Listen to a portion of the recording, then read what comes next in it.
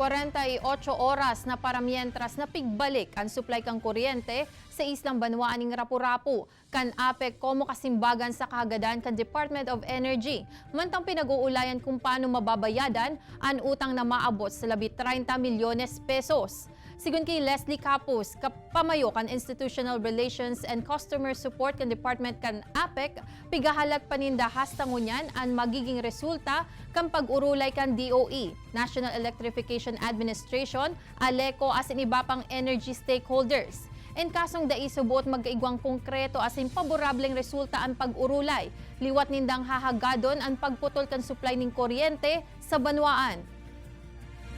Kung wala po talagang mag-materialize, wala ko kaming choice. Mas as we regret, we will write again the National Power Corporation or NPC, i-discontinue na po after 48 hours yung pong supply ng kuryente doon sa naturang municipality.